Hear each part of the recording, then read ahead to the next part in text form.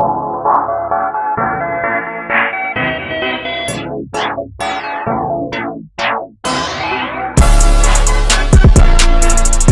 recording. We're starting to record. Good morning. Good afternoon. Depends on wherever you at the time of this recording. This is episode 153 of the Restricted Zone podcast. Man, we're jumping into this episode with a bunch of energy. Hope you guys enjoy this episode as much as we enjoy recording this episode. This is gonna be a good one. Kendrick, introduce yourself to the audience, man. You already know who it is. It's me, Kendrick, smartest man on the podcast. I got to give a quick little shout out to, Smashville, home of the Predators. No. Oh man, no. we won't get canceled, right?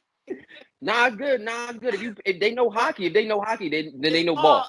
It's called the Restricted Zone, man. So this is, oh man, Chris, you want to give out your introduction? I'm just ready to move on with this. I hope it's a good episode. I don't have much to say right now, just from a lot of stuff I heard before we started recording. But the man, the myth, the legend, Triple M is back. That's all I gotta say. I'm just ready to get started. All right, I'm ready to get started too. Mar, introduce yourself, man. It's been a while. You're back. Let's do it. Yeah, I'm back. I'm just ready to come on. I don't need no introduction. No, it's done. That's my new thing. All right. Yeah. All right. So Kendrick, I'm gonna swing it to you before we jump in. A lot of basketball. Yeah, a whole lot of basketball going on. We got to shout out the WNBA for their draft right now. Shout out Caitlin Clark for the obvious number 1 overall pick. It was like no surprise.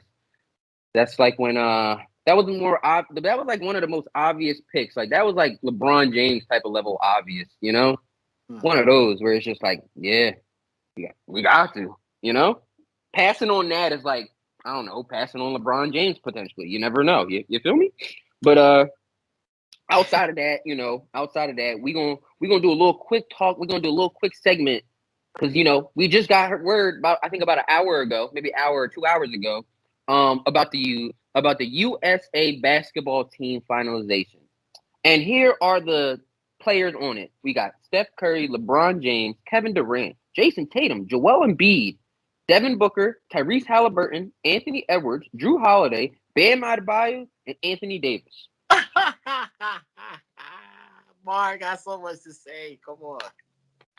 Bro. Hey. There's no way when Bron said the Avengers is coming, we're coming out, we're getting this, no way he meant this team. Bro. What makes it so disappointing to you though? What you mean? Like, why? Why you have such a disgust for it? Why? Bro. Cuz said the Avengers was coming. So who were you expecting? I mean, this is the American Avengers of basketball. Never. Right. Never. No way in hell. Never, ever. No way. Who should be on here then? Who should be on? Telling me. Right, You're telling me if you're Luka Doncic, you're playing. No, listen. Just listen. Hear me out. You're Luka Doncic. You coming up the court. You seeing Steph Curry, right? All right, cool. He ends up subbing out. It could be for anything. He could have just been. They could have been on a run. You don't know what could be going through Luka's head. Steph Curry's out the game. Who comes in? Drew fucking Holiday. Are you kidding me? Whoa. Bro, he's the top premier defender in the league. I can't allow Drew Holiday slander. About Luka Doncic, bro. Hey, listen. Listen. You act like Drew Holiday just gonna get walked on. That's Drew Holiday. Gilgeous Alexander, bro. You're Sorry, telling me. Listen, relax. Listen, bro. Listen. Certain people, it's just certain people. They might have declined the call. They might have not want to go on. No, like, you could have had Paul George go. I mean, it is one more spot left. Paul George couldn't go. I mean, I take Irving, but it's a lot of things. No, but I feel like the bigs are cool. You got AD, Joel, and Bam. We don't know the starting five could, in my mind, would be Steph Curry, Jason Tatum, LeBron James, Kevin Durant, and and Joel. Telling me Tyrese Halliburton is coming in after that. He was in a gonna bad average slump. 15 assists off the bench. He was bad. He had a real rough stretch for a month. I think March. About that, bro. It's just like, bro, you're telling me Drew Holiday, Tyrese Halliburton, Devin Booker, Anthony Edwards is coming in for Kevin for coming in for Jason Tatum, Kevin Durant, Lebanon, and Curry. I mean, Devin, come on, Devin Booker though, and you saw Anthony Edwards how he played in the what was it, the FIBA, right? The FIBA, and you saw what he did this season. I feel like you know he could throw his weight around a little bit. You know, Tyrese is gonna be there to be a facilitator, strictly facilitate. I ain't trying to see him throw up a shot unless it's stay up 30. We don't need none of that. We don't need none of that, bro. We need a redeem team, bro. But like, we need everybody here that's down, bro. We need everybody here that's about that life. Like, but listen, real quick, you don't want nobody passing the ball after half. No. But real quick. If you really think about it, though, like if Tyrese bringing up the ball, you got Steph Curry running off of 15 screens. He simple pass. You know how hard it is to guard Curry, bro. They're gonna have it's gonna be tough. You need Tyrese Halliburton to do that. We need somebody. We need somebody to do it. Halliburton, bro. Do you know how much of a threat Curry is off the ball? But you need Tyrese Halliburton to do that, bro. Bro, he got a Hall of Fame badge on 2K. He got a Hall of Fame badge on 2K, bro. You could have just said he led the league in assists. That was gonna be my statement. I was just trying to be not even 30 minutes in, and I told y'all both he was gonna say something. I was just trying to be funny. Listen, everyone laughed. Everyone had a good laugh. Here's my thing. I'm gonna break it down simple for you. We don't need a Tyrese Halliburton to do that. You can give me DeMar DeRozan or James Harden, and I'd be like, DeMar, if I don't need you to score tonight. I need you to hit Steph off the pick and roll. But when I need you, DeRozan, I need you at the rim. Cuz I don't need a Tyrese Halliburton.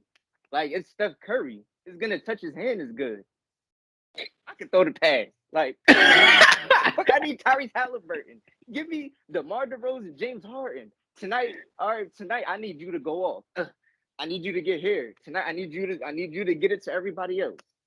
I don't need a playmaker to already do that. I need stars. Stars.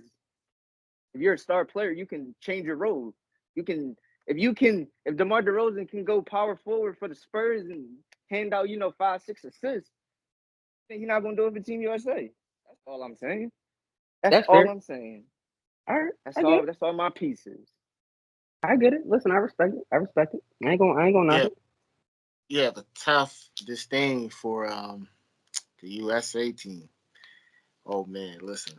Halliburton and Edwards, they're next. They're the next Avengers. Not now. We don't need you now. We need all OGs now. We need everybody that's here. They're not saying they not here, but they for the next time, bro. They said we gonna catch you in 4 years. Blood. Yeah, we need next 4 years. Get this one out, bro. Shout out to the WNBA, though. Shout out to Caitlin Clark, Angel Reeves, Rakia Jackson. I believe she went 4th. I think 3rd was Camilla.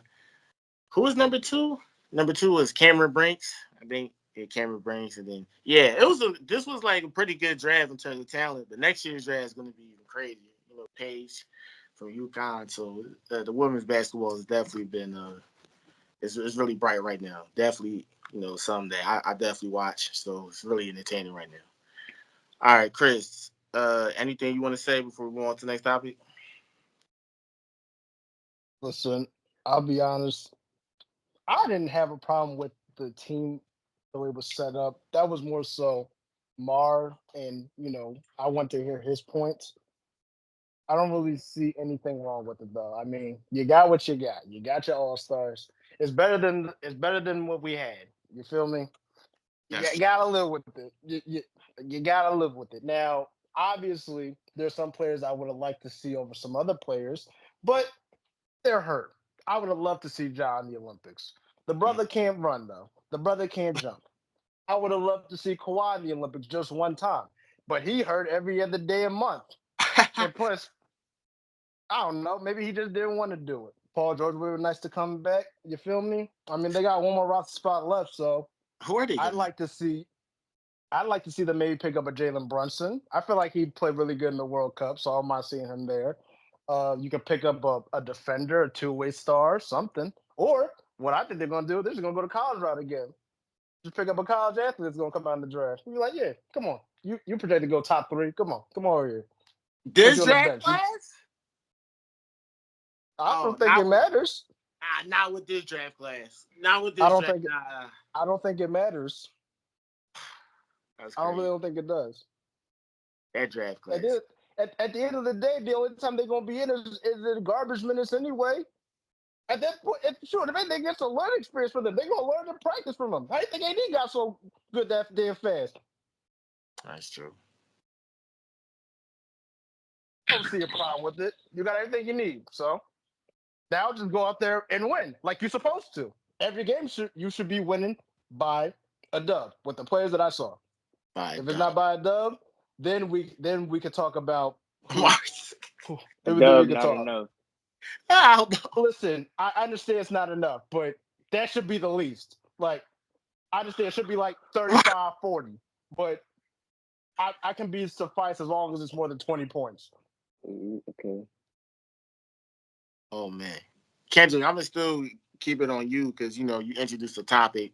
I'm gonna just swing it to you first, so you can go ahead and bring the topic on the table. I got you.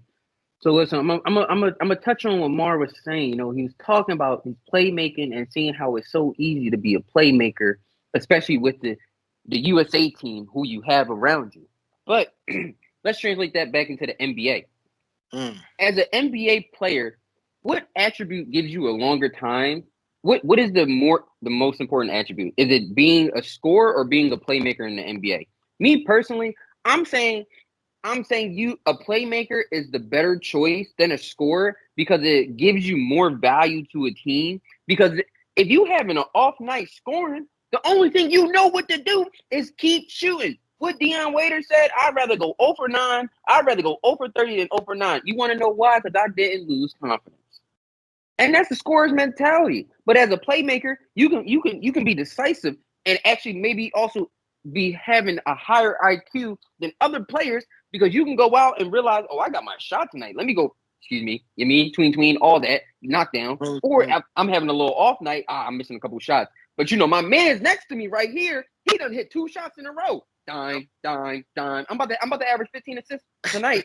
Because he on fire, and I'm sitting here shooting ice cold bricks. I'm building a house for myself, and he out here making it rain. You feel me? Right. So that would lead me into Mar. Mar, what you feel is more important, playmaking or scoring? Playmaking. Why you feel that's important though? You're controlling the game. But don't you feel like the most important part of the game? I mean, yeah, but some would argue that putting the ball in the basket is the most important part of the game because that's how you win games. That can keep you in games, but that doesn't mean you're controlling the game. For sure, like, you're not going to win unless you outscore, but that's going to keep you in the game. You're not going to be in full control of the game. When you play Lebanon, when you play Nikola Jokic, when you play Luka, when you play certain people like that, when you play certain people like that, they're always in control of the game. If they turn the ball over, if their teammate misses a shot, if they miss a shot, they're always in control of the game no matter what because they just have the whole flow. They make you play to their speed. So I'm always go playmaking. That keeps you in the game. I mean, that really controls the game for you. If you can control, not let alone your team, the game, that's what I'm gonna choose. Okay, cool. That's solid. I like that answer. Colin, what you feeling? You feeling like you got to go get a bucket or you got to make that pass? I was thinking of what scoring guard outside of Kyrie has actually led their team to like a point guard, a scoring point guard. What? Like outside of Kyrie. Wait, hold on. Wait. No, wait, hold on. Time out. Before, because listen, I'm trying to figure out where he's going with this. Go ahead, Colin. Finish before we got Steph, Kyrie, and I'm just trying to think. Like a dominant story, like, okay, so Russ. He clearly couldn't do it. But I would say that was more of a lack, maybe of help. But it was on him too. Definitely made horrible decisions. He definitely made horrible decisions. I'm just trying to think. Now I could be wrong. Everybody's going crazy right now. What's before these gents hop in, I just want to make a quick little side note. I don't consider Curry a scorer, but that's all I gotta say on that. But go ahead, Chris. You stressed out right now. Curry? No, he's a pure shooter. Okay, that's it. Adonis. Wait. Go ahead, Chris. Go ahead. Come on. No, what? I need you to finish your statement. What did you say about Kyrie again? Him doing what did Kyrie do? I just need you to finish that. What? So you're upset what I said about outside? I'm not saying Kyrie did hit the shot, but I'm not saying he's the reason why the Cavs won. LeBron absolutely was a part. I'm not trying to say it was all Kyrie. He put the team on his back. So, but he did hit the shot. But what are you saying? Is what I still don't know. Well, what I was you're trying to saying, think what was like a dominant. Well, maybe I'm thinking about it wrong. But I was thinking about a dominant point guard, like with a high usage rate that single-handedly took their team, like solely them, not just solely them, but like majority of they was the one leading their team, putting the team on their back. Outside of Wayne was more of a shooting guard. So you're talking about a dominant point guard? Like a scoring point guard, Okay, all right. So I'm just gonna get. I'm phrasing it wrong. I'm just gonna get away. That has never happened in history.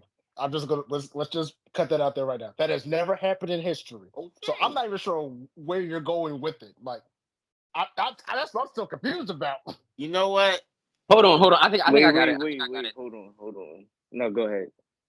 Go ahead, sir. All right, real quick. I think what he's saying is that you need a scorer, like a scorer to really get far in the league. And Kyrie is an example of being a great scorer where you got far. Yeah, he had LeBron James being that facilitator, that you would say playmaker, but he's saying that Kyrie Irving was that defining factor for him to be that scorer to lead them, to help them win the game overall. So he's saying scoring. What I'm catching is he's saying scoring is more important than playmaking because you can give the ball to the scorer and they are going to go win you the game or potentially lose you the game. But I'm gonna put it in the scorer's hand before I put it in the playmaker's hand to win the game the final shot. It's more of a gamble. Okay. All right. So that was a headache right there. Anyway, I'll just say this. I really don't think either of them are the most important attribute to have, but based off the conversation we're having right now, I will go with playmaking. My reason being for that is because I feel like scoring to an extent is devalued in today's game. Only because the offense is just so prolific, basically throughout the league at this point. Just saying that I can score the basketball doesn't really mean much anymore, at least in my opinion. Like, I think at this point in time, you can really look at every NBA team and find some, and probably look at somebody and look at their stats and somebody's averaging over 20 for their team. I feel like there's really a 20-point per game scorer on every team in this league right now, which is why it's so devalued, because we still having teams that can't even win 30 games that are like stinking it up. And not only that are stinking it up, it's not like the games that they play in are close. They'll go on long consecutive losing streaks. And I was bringing this up as an example when we first had this conversation. Let's look at, and I know my boy had a bad year. I'm still bringing it up. Let's look at Jordan Poole, Kyle Kuzma, Jalen Green. Who else can I bring up? Cam Thomas, maybe. Cam Thomas is another one. I mean, now the Rockets went on a 11-game winning streak, and a lot of it, the team, but Jalen Green played a big factor in that. Yo, Colin. They was competing. Colin. Are they in the playoffs? It's rough right now in the West. It's rough right now in the West. Had they improved from last season? Yes. That's the basic goal to improve. Okay, that's great. I'm proud of them for improving. What did that prove to you? What did that prove to you? They got some real talent, and they got to think a lot of factors played into it. Most of their core players they get hurt for a big part of the season. Sagoon was out for 19 games. Easton was out for 60 games. They lost a lot of their core talent. Amir Thompson was out for 23 games. I'm just saying, after the injuries don't happen, Rockets might be. We talking about them inside the playing tournament. Maybe fighting for the HCA. Go ahead, though. They couldn't beat out the Warriors, bro. And the Warriors were terrible. All right. There you go. Hold on. If you really want to talk about the Rockets, there was a point in time when they were number 1 in the West. And then fell down to 13. Anyway, the reason why I think playmaking is more important is because scoring is to a certain extent devalued. Because again, there are so many prolific scorers in the league. It's almost like, well, damn, can you do something else besides drop 20 a night for me? Like, can you grab a rebound? Can you make an extra pass? Can you do something? What you think they score the players on the court for? That's the problem. I don't need 3 or 4 scores on the court at the same damn time. I don't need it. I need 2 scores at most. I need a playmaker. I need a rebounding defender. That wins you a championship right there. All that wins you a championship. Yeah. That's all you need. Mark, how are you feeling? How you feeling? Me, I feel like if you're making a team, definitely need a rebounder. Yeah, you need 1 rebounder. I feel like you just need 1 rebounder, 1 defender, 1 playmaker. Yeah, probably the same thing. And unless your playmaker's a scorer, like unless you got Nikola Jokic or level, like I said, those people, right? You need 1 playmaker and 2. Like you need Alonzo Ball and a Zach LaVine and DeMar DeRozan. You needed a James Harden and a Kyrie and Kevin Durant. Like James Harden was a playmaker at that time, so you need those guys with those type of teams. Right. So yeah, I agree. Johnny, shout out to Johnny. He hopped on the call. Introduce yourself, Johnny. Middle of the episode. All right, I'm gonna introduce himself. Nope, he went off mute. Hello, world. Just Johnny tapping back in a little bit late, baby, but I had to see what y'all was getting into.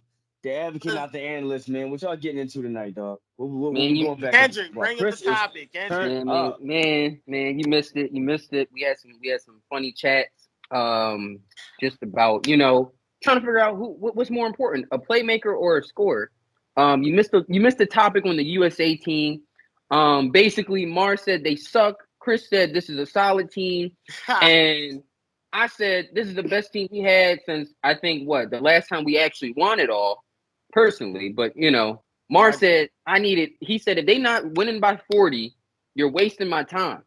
That's crazy. Chris said if you give me a 20-piece McNugget, I'm gonna be happy. But Mar wants the 50 count from Wendy's. You feel me? It's like it's no real happiness in here. It's either you win by double, you gotta win by 20, or you lost. That's what they say. I need at least like 10 of these. That's wicked. Mar got props. That's what Mar needs. He needs 2 of those Mar for got him props to his point. This wasn't bringing out props. I get where you're coming from, bro. It's about time they got back to that status, so I get it. This probably is the best team that they had, but they be getting trashed. But I'd be surprised. Mar right though. They got to win by 50. They got to bring that status back, specifically because bro, American basketball in and of itself has been getting trumped by European basketball over the past you know why? Going over the bro. decade. They're saying they're catching up because they're just more skillful, bro. We just don't. They have 5 to 10 people that's cooking. They're talking about they're taking over. We gotta beat. When the last time we had an American MVP? Last MVPs, bro. It was the same people. They're acting like it was 5 different Euros. Like it was the same people. Like I'm talking about over the past decade, bro. Like European basketball has No, Mark's point still is proven though, because it's still the same 3 people. You also have Lithuania. Look, man. The point is, they gotta. This is the best team that they had, but this style. But I'm just talking about like the style, the way the game is played today.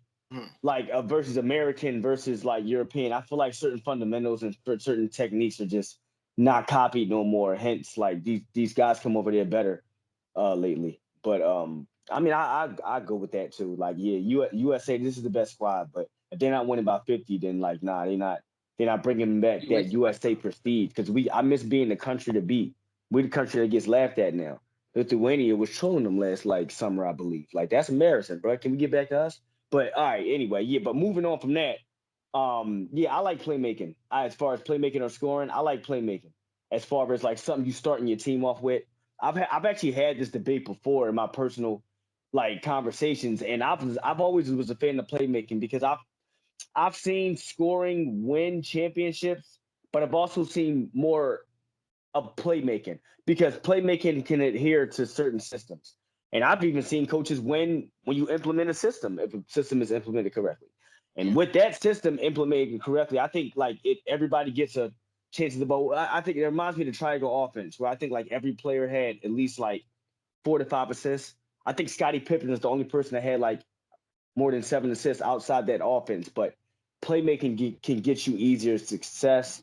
I'm a fan of that more. And I feel like scoring can't be, not saying it's replaceable, but it can be created. But playmaking, that ball like that's an unrecognizable, that's an underrated skill, I feel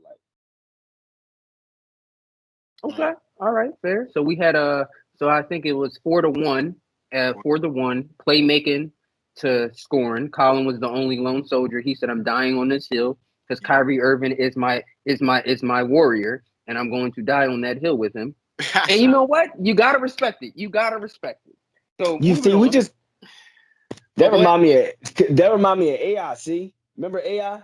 But that's not Obviously, fair. you remember AI. AI. Shout out to Mr. Allen Iverson. Just had his trophy. Come on, Just had man. his What was statue AI released. supposed to do, man? AI fought every single game. Yeah, that's why we all love him dearly. But one of the one of the best scorers you've ever seen, like with no ring. Carmelo Anthony, one of the most dynamic 3-level scorers we've seen with no ring. Melo had his opportunities. He blew it. Yeah, but it's just he like chose that. money over the ring, like and that's kind of a debate. It's not enough no It's more. not a So you gotta debate. give a bit It's more. not a debate. Gilbert Arenas said It's not a debate. It's dollars over rings. It's not a debate. He wanted the money. You can't be surprised somebody wants to take a contract over the championship. Like, you know how much money we're talking about? Listen, you think Jaylen Brown was going to take a discount? Let's be real. You think Jaylen Brown was going to take a discount with no left hand? You think so? Come on, bro. Come on. Let's be for real. No left hand is crazy. My man is the modern day 90s player. Buckets ain't enough for modern day 90s. Yo, Jaylen Brown getting We done with the 90s. We done with the 90s. He can play in that era. He is one of the few that can play in that era. But buckets ain't enough though. Buckets not enough. See, it's been proven. We've seen bucket getters, and we've seen like them get buckets with no rings. Bucket getters come and go, bro. That's fair. So playmakers live to stay. He brought brought Melo. What am I supposed to do after that? But listen. Moving on.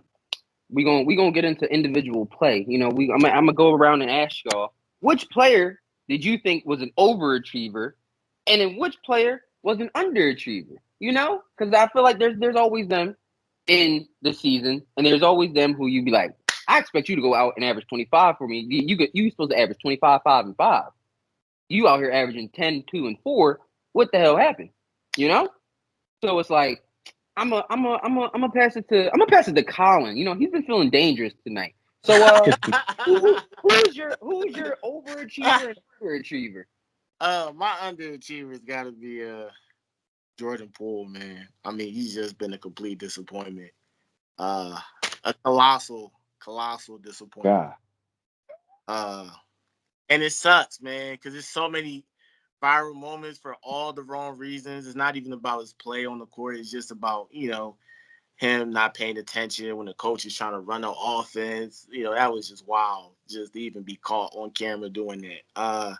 And, a lot of people had expectations. I don't know. Mark looking like he ain't have any expectations for JP. I don't know. You don't think JP?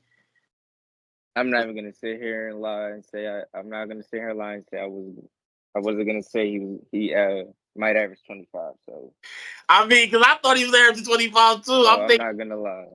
I On thought the he, Wizards for sure. Though, that's but what I'm saying. Though it was set up for him to just kind of just go off, and he's to the point that the Wizards might even look to get a point guard in the draft. The overachiever, I can't even think of a player right now. Not right now at the top of my head. You could pass that off. I can't think of overachiever right now at the top of my head. That's fair. You just named one not that long ago. What the hell? No, but that was just praising one not that long ago. Get him. He only did it for a month. But okay, Yeah, all right. 40 for a month. What'd you say? What? I didn't hear you, Chris.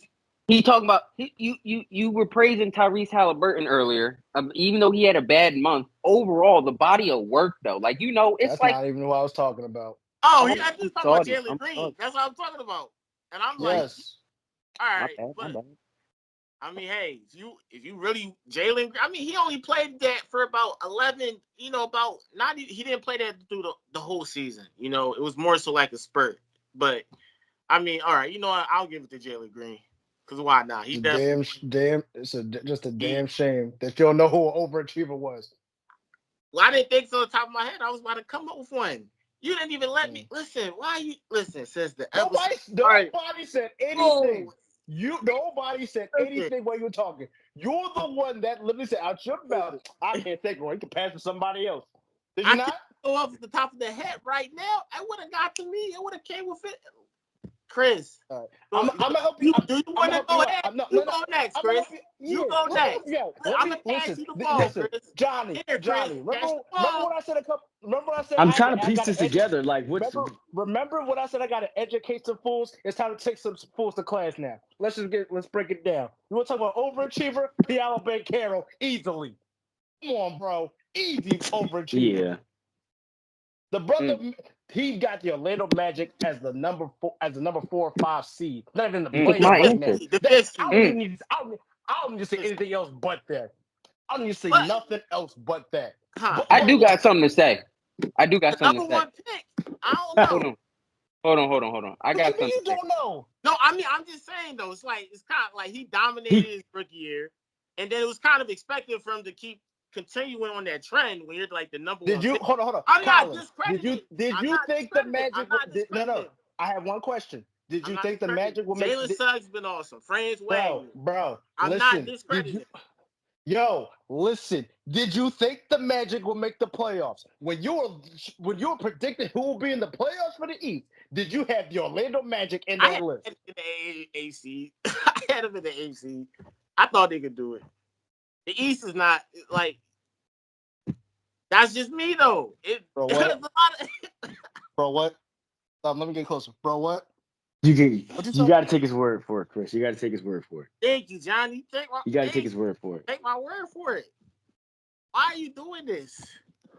Go ahead. I got another overachiever that this one flew under the radar, but I got to give him props. Jalen Johnson for the Hawks. Yes, sir. Yes, sir. He's legit. He is what John Collins was supposed to be, or John Collins was at one point in time, and then just fell off the map. I don't know what happened. Ever since he got paid, he just fell off the map, and I don't understand it. And he is one of my underachievers. You know why? Because I've been a fan of John Collins. I've been a fan of his ever since he first came into the league. I was like, you know what? He's undersized at the 4, but he's athletic as hell, and he can make some. He's a double machine. I thought he was gonna be a 20-10 guy, and he started showing early in his career. Then all of a sudden, for some reason, after they beat the Sixers, he just fell off the face of the earth. Like, I didn't get it. I thought last year was just an anomaly. Like, okay, it was a bad year. He's been looking for a new environment to be in. He finally gets moved to Utah, who really ain't got nothing going for him anyways. So go ahead, ball out. And he still don't ball out. He has his couple games here and there, which is cool, but it's just not a consistent thing, and that's what upsets me about it, because I thought he'd be a more consistent double type player, a more consistent 20-10 type player. And speaking of which, from personal experience, I gotta go. Other underachiever because you froze up. Wait, Chris. Run that back, Chris. You froze. Nice. What did you not hear? Who was your underachiever? DeAndre, my first one was John Collins. Yeah, you heard Yeah, that. we Second got one, that. DeAndre Ayton. That's who I was kept. You still have faith in him? You still have faith in him. Okay, so Aiden, do I need? ever. Hold on. Wait. Do I need? Well, do I need to give you some stats too? Because the brother was hooping down the stretch. Oh, John, you about to When he came back, I gave up bro, on his first Aiden. I gave up on Aiden ever his since first five I games stopped back in. watching. I stopped watching Aiden ever since he left Phoenix, bro. But when After he heard it, that, that's how long I have not been looking at DeAndre Aiden. I have not been looking for him. I'm gonna give you. I'm about to give you some. I'm about to give you some facts real quick. After he hurt his hand, I believe the second time when he came back from injury around mid March or something. His first 6 games, he was averaging 26 and 14. 26 and 14. His first, So I know how many? His first 6 games, he was averaging 26 and 14 overall. I mean, you can do all that you want. Yeah. That's still some impressive. That's still impressive. Yeah. The problem is though, Cause it's not uncommon to be surprised by that, bro. I ain't the only person that ain't expect nothing from Aiden this year. But here's the issue I have with Aiden, because I thought the same thing with him that I thought with John Collins. I thought him being in a new environment with Portland, he would just be able to just ball. Don't worry about nothing else. You already know that you're gonna be trash this year because Portland doesn't have anything. So just ball.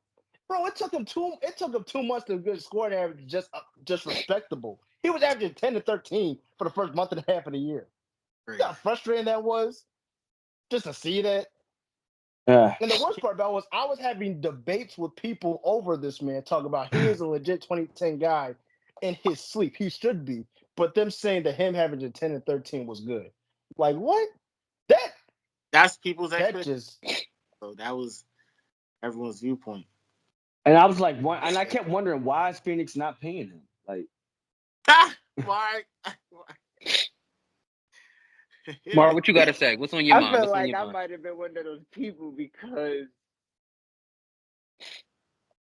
teams he played on didn't need 20 and 10 from him at certain points.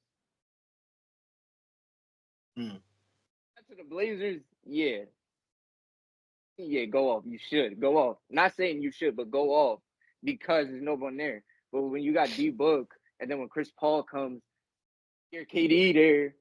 Yeah, that's crazy. He's gonna get his 20 and 10. Right. I'm not referring to any of that. I'm referring to his time in Portland for this year, where he should have when he should have balled out. When he should have balled out.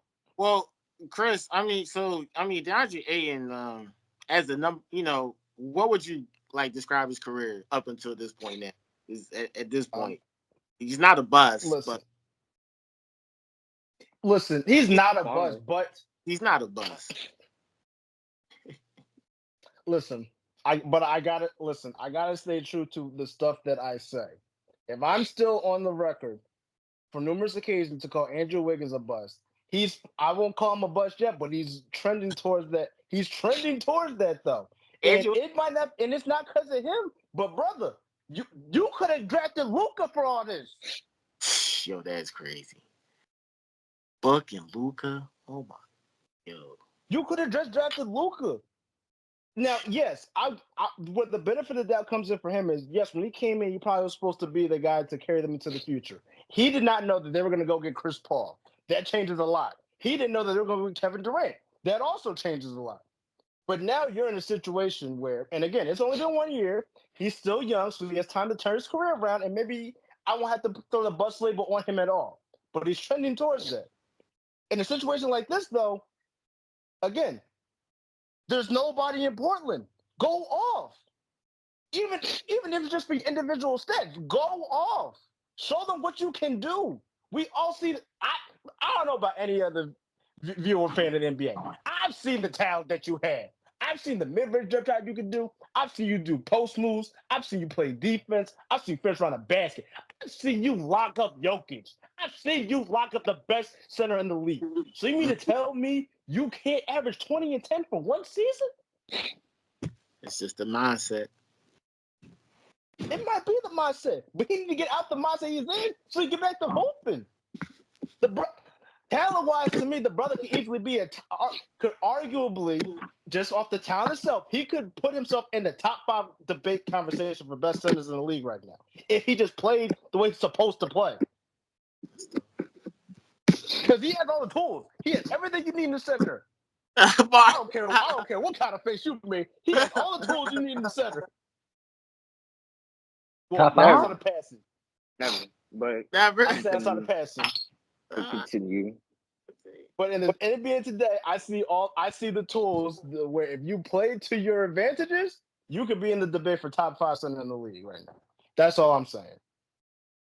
I mean, if that's the logic, any player who plays to their advantages can be a top 5 player.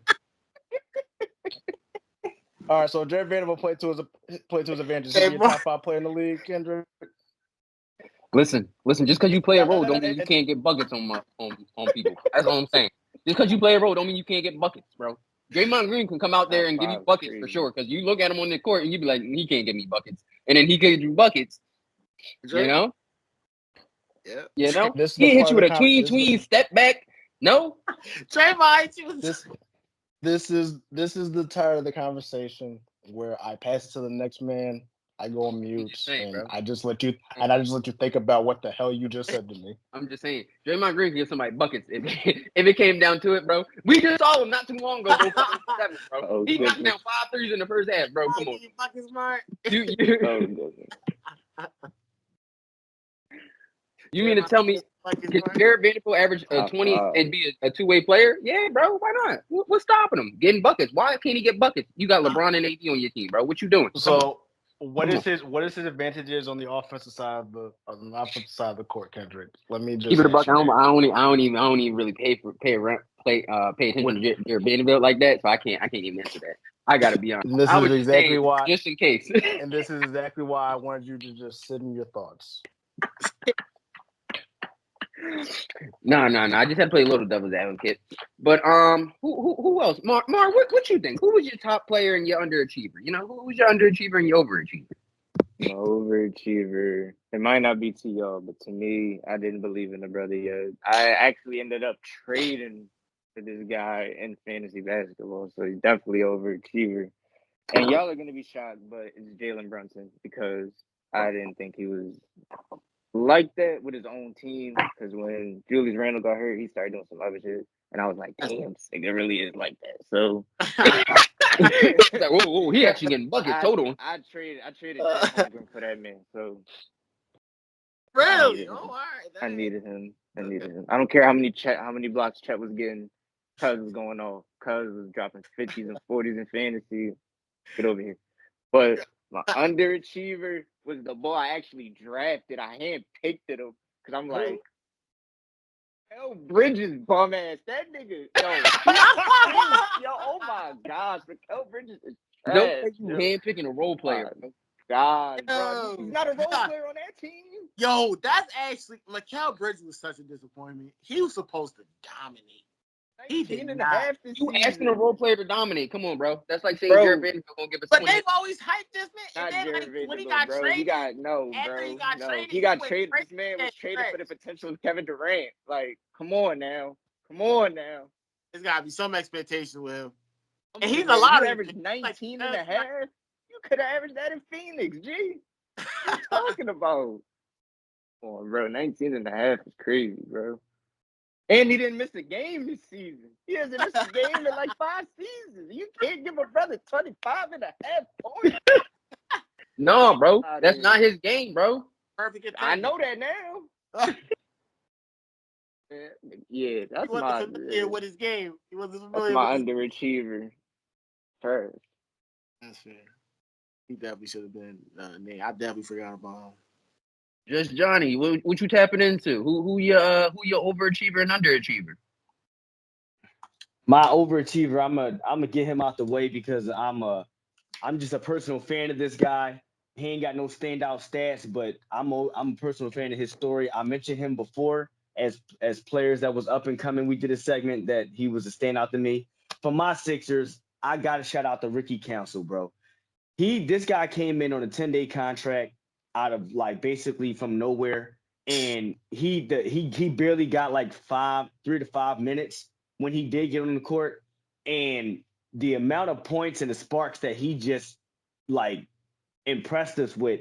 I ain't never seen a spark like that on the team. He was so good, I thought the Sixers were going to trade him because that's what we do with good young talent. We just go ahead and ship it off. And we actually signed it. I think we extended. I think he got like a one. I think he got like a 2 year or 1 year. But no, he signed a 4 year. 4 year, yeah. Ricky Council signed a 4 year, and I think he's worth it. I think he finally is making moves. But like just his story, if you guys get a chance, look up Ricky Council, bro. His story, he came from the bottom, did it from the muscle, bought himself up, bro. He ain't asked nobody for nothing. And when he got on the court, he just made his minutes count.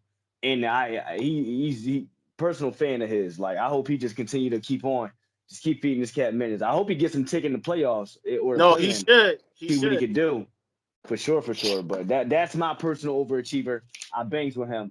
My underachiever, call me a hater.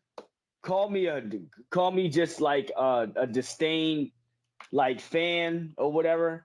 But I don't think this is gonna go too far. But I personally feel like James Harden just got away with like murder. And because I feel like these are not the worst stats he put up this year, but I just feel like it's okay for him to have some of the lowest numbers that he's put up for in his career, and I just don't think that's fair. I think he underachieved, but I think nobody will agree because of the team he's on, the players he's with, how much less he has to do, and how much pressure is not on him anymore. But I just say that to say I feel like it sucks. It's not fair. I feel like he got the last laugh. He underachieved. But he's in a better position and a better team where he can hide. And I just hope he gets exposed in the playoffs again. Like, just forget you, sir. Like, seriously. His feet not on the land, Mark. He said, it's just not fair. He said his position wrong. So did he? That's crazy. So, it's not fair. But that's you agree with that James Harden take? You feel like it's true? You feel like more? Yeah. Oh yeah, facts. When you put it in perspective like that, hell yeah. Like it's not think fair. about like, it. He can miss. He can go 0 for 4 and though. shoot and score 9 points. Sorry. Here, when he was with Philly, he was averaging like 22 and 10, and he was leading the league in assists, and everyone was like 22 and 10. That's the all-star. Yeah, that's the all-star, but it's James Harden we're talking about. 22 and 10, and you talking about a man? Come on, cuz. Like, but that was 22 and 10. He played past he couldn't. Well, he had to, Mark. Well, yeah, for sure, he had to. But you think he could MVP? Like 34? MVP. Of course you're gonna get 10 but now it's like, yes, he did great, but now it just sucks how he just don't like he knows he don't got to do that no more. We're not expecting him to do that, but he knows that he only has to do this. He knows that he can go like 0 for 5 and like just as long as I get my 6-7 assists and maybe like 8 points here, the rest of the guys can go ahead and carry me away. And like his numbers are not even just from last year to this year, just career wise, bro. And just he's just gonna fly under the radar because of where he's at and the situation he's in. He's 34. That's crazy. All right, listen, those were some solid answers. I guess I'll slide in with mine. Full Diddy.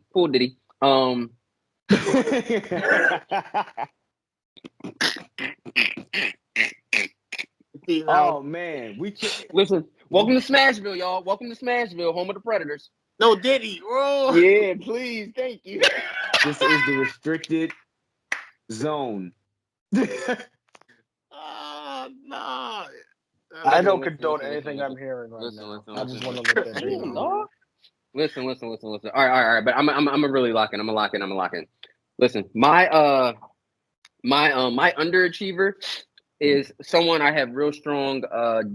I won't say hate. Hate is a strong word, but I strongly dislike this man to my core. Like if I see him on the street, I might tell him to step. I might have to say, "You gotta hand me a one." Like I need to run this fade at least. I need 5 fades out of him. 5. If it's who I am, if it's who I think it is, he's 6'6". So I got your back with him. We're gonna jump him. Yeah, please. Tobias Harris. Yeah, I knew it. We called him out, bro. Hey, I talk knew his it. ass, Kendrick. You already on it. There you go. I knew I it. wanted to leave him alone because I felt like Kendrick felt the I know same what way you're because we talking called him about. out Johnny before. telepathically found out. Listen. I refuse to leave that man alone. Why? Because listen, he didn't do what any other professional athlete does. And you know what? This would have been the second time he needed to do this. He underperformed in his contract year. I'm happy he did, but you still 5 years can't do that. 5 years. He's been a disappointment 5 years in a row, bro. How do you have almost $300 million in career earnings with no All-Stars, bro? That is criminal. That is that is criminal. The fact he Like, come on, bro. he could brag about that the rest of his life. I hope he made smart investments, man. He's never gonna see What that. do you mean? Smart investment was him playing basketball, bro. He is got never $300 million for just playing basketball and not even being an all-star level player, bro. How are you making all-star level money and you not even an all-star? I'll give him one good year. Who was in charge of his contract? 2020. Who else? Elton Brand. My man gave who? Okay. Why you think Al Horford got that stupid contract when he came here, bro? Come on.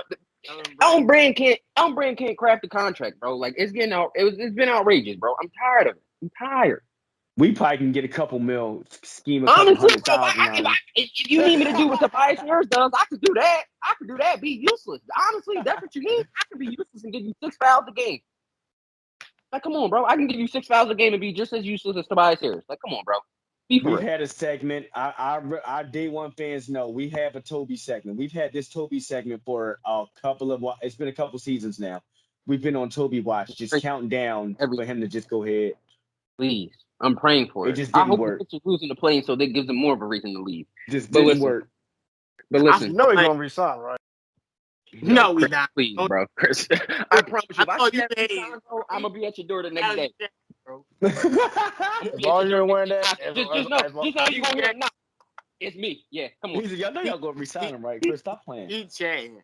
Chris going to laugh. As long as you don't wear that Predators gear, that's all that matters. For sure. I'm coming in hard with this Smash hat, bro. With the shirt that says Predators. Nothing else but Predators. Chris, you going to send us Tobias Harris jerseys if you do?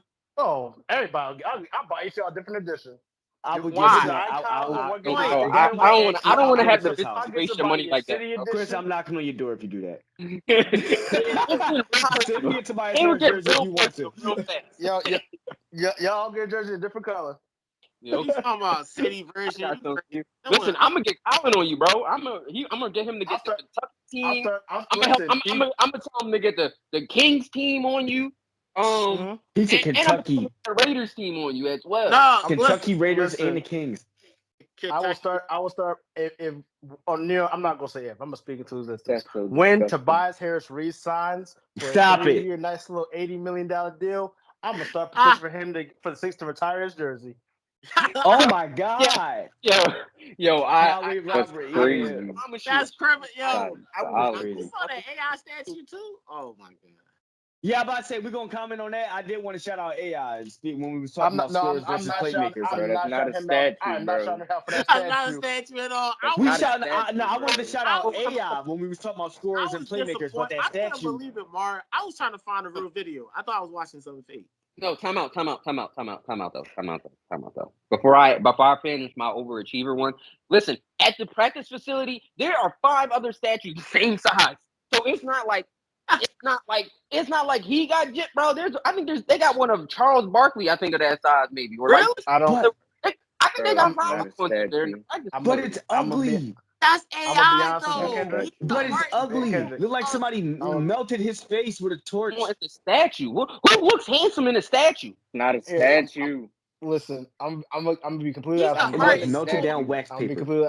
I don't care what other legends or statues are on that walk. I quite honestly don't care. I know they meant a lot to the Sixers' legacy, but I mean, AI. Yeah, he didn't win, but he changed the game. So off of that itself, I feel like what he got was not it. I'm sorry. I consider myself a diehard AI fan. I will always take AI over a lot of things when it just comes to basketball because growing up, that's who we all looked up to. Dog. So the fact that he got that, well, it might be symbolic and mean something to the Sixers. That don't mean a damn thing to me. And I don't like it. Disrespectful. Yeah, and the statue don't come. What's the size of Michael Jordan statue and Kobe statue? Not comparing because they got rings, but a statue ain't an everyday thing. Somebody makes a statue of you. That's I not need. a statue. That's not. Here's what I'll say. It's a trophy.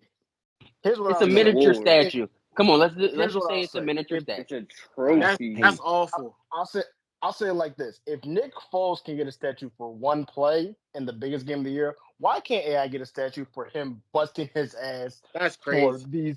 for years for the Sixers I said for a The decade? heart and soul of Philly basketball. He didn't win a championship. That's why. It's a shame. It's a shame. Hey man, It's a shame. listen. That's crazy. He won MVP. Just saying. I- I'm just saying. It's a shame, though. It's a shame. It is. But listen, it's because I guarantee you, if he would have pulled off one championship, they would have built it the next season, bro. That's how. Listen, it's tough to win a title.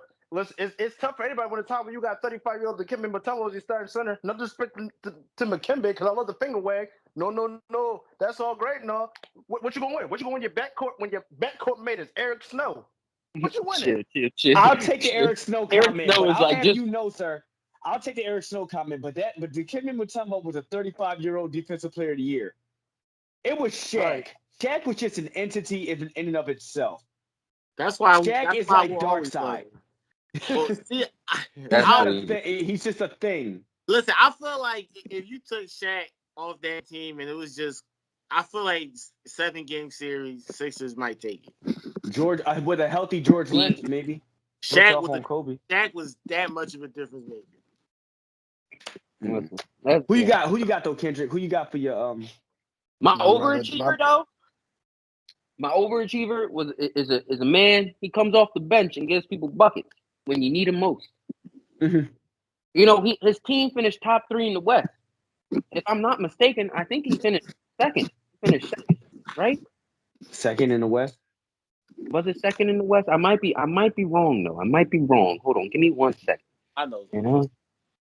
No, OKC Oh. finished first in the West. We should have Number one. We should have You know guessed that- all of it. You know that, Chris. Number one. We should have guessed all of this. It'd have been fun if this was a guessing game. Give me one more hint. Oh, okay. Give me one more hint. Give you one more hint. All right, they finished top 3. I will say that they finished top 3, and they were. I think they were like in the play-in last year or didn't make the playoffs. Did they didn't make it. They didn't make it last year. No, yeah, they did make it. They only went to the first round. They played in the first round. They were the 8th seed. Malik Monk. No, I'm going with Nazir Reed, the 6th man of the year. No, like the Nas kid Reed. was all the way in the like ninth. that. Off Good the call. bunch, off the bench, giving buckets. And listen, when you finally had, He'll beat out Malik Monk too if he gets. yeah, that's what I'm saying. Like I feel like he has because I was at first I was like heavy on Malik Monk for the 6th man, but then like I started paying attention to the Timberwolves, and then I started paying attention to Nazir Reed. He gets to a bucket as a center. He gets to a bucket because he's a center. Like that was a good, I don't know about good the center showing part. against the Nuggets like a couple nights ago, last game of the season. Yeah, bro. He's a hooper. So I'm saying my overachiever is the future 6th man of the year. I'm gonna claim it right now. Nazir Reed. He just out there gave buckets when it needed to be. He was there when it needed the most. He was my nominee for most improved last year, but I was pulling for Maxey. It was him and Nas Reed last year, so Nas Reed just doubled down on it. Yeah, he said I'm a bucket no matter what. But yeah, so finishing up with that, finally we got some over and underachievers, some shocks, some not shocks. We love to see it. So we're gonna move on to a topic that's not really pertaining strictly to basketball, but to overall sports. And because I was thinking about this while I was at work, sitting there just looking at the news, being because the news was news in the day. What is affecting this sport? What is affecting sports most? Sports gambling or PED? Like, which is actually worse to the leagues? What's worse, gambling or drugs? Or performance enhancing drugs? We gonna go to Chris first because he said he had a bar for us to say. You so with your hand in the back all day. Right. What's your bar, Chris? I want to hear this. I would easily say I'm easily say sports betting is worse for the leagues in general, and I'm gonna say it because of this. For those that know me, or if we just have enough football conversations, you will understand. For the longest time, the worst quarterback that I've ever seen in my life was Jay Cutler. I said Jay Cutler because of the fact that, again, he could throw a football 70 yards. He could actually play football. He just didn't care. Just didn't care. And that just hurt me. That was until I ran into somebody that played for the Raiders last year, though. My brothers, I saw Jimmy Garoppolo in a Raiders uniform think up every field he played on. Leave behind a whole mail of dog doo-doo, just everywhere he stepped. That's your dog. And you know what made it worse? To find out afterwards, after the season ends, when he's already halfway out of Vegas, thankfully, that he took performance enhancing drugs to play like shit. Let's just think about that. When you take PED, I mean, it did enhance his play. No, it didn't. Not the field. No, it didn't. He stopped getting hurt. He got hurt less, I think. Wait, no, it performed his play to play even worse. So, I mean, it did enhance his play. It just enhanced it on the wrong way. That's your guy, Chris. That's your man. First of all, it's not my man's, because we're going to go that, you know what? I'll get you later. Anyway, what? I'm just saying, when you take performance-enhancing drugs, it's supposed to enhance your performance. You're supposed to do more. So the fact that you do less on performance-enhancing drugs, like, what was the point of taking them in the first place then? Performance you feel hindering. me? Performance hindering. And then you go and say something like, oh, you didn't know you was taking them? Bro, like, what? Now you don't know what you're putting into your I actually believe it. Listen, I'm gonna tell you now. That might actually be his. I can believe it. He didn't know he was taking it because he was playing so trash. Of course, you would defend Jimmy Garoppolo. Listen, I can believe it. I'm like, if he told me he didn't know he was taking it, I would pull up his stat sheet and I'd be like, you know what? I believe you. Yeah, Chris. I believe you didn't know you didn't know you was taking it. I was a Jimmy G fan though. I was. Like his first 2 years in the league, I was like, yo, it's a reason that I paid him so much. I was on that train, but yeah. No, I didn't know that, Chris. That's I got nothing for that right there. And I'll also sum it to this on why sports betting is more detrimental to the leagues. Because first of all, there's plenty of examples you can go off of, but I think the easiest one is Tim Donaghy. That's all. That's all you need to say. Everybody knows what Tim Donaghy did in the NBA. The brother was fixing games that he was roughing it. Come on, bro. Come on. Stuff like that can cause severe penalty and like loss in sales, revenue, all that. Like that's bad for business. Especially when you roughing the game that you bet on. And for anybody that doesn't know his story, just a little note on it. He was working with the mafia. He had mafia ties or mob ties. Mm-hmm. Not so much through him, but because of people he knew that know people that you know how it goes though. Right. And that's how he was making his extra bread while he was reffing. So again, and the best example of this is the 2002 playoffs. All I gotta say is, I have never in the history of sports, any sport, I've never seen anybody blatantly elbow you in your nose, and they call it the person that got elbowed. That's great. Criminal. He shouldn't have put his face there. That segment was crazy though. Was it a 30-30 segment on that? Chris, on the I forgot what the name of that joint was. Kendrick, you a savage. But there was a 30 for 30 segment with the refs and the calls. And I think they had one of the refs that was like anonymous, and he was admitting to all of that. Like, yeah, we used to get paid to not call. Wasn't it NBA I remember that too. They got in trouble. What's his name? Porter. Not what? For What for? I think for gambling, I think he was placing bets on himself. Oh, I heard about that. Yeah. He's Michael Porter. He's Michael Porter's brother, though. He's Michael Porter's younger brother. I think Jonte Porter. That's what I'm thinking of. Jonte Porter. He's putting. Yo, that's crazy, bro. Every time he hits, the whole that was wild.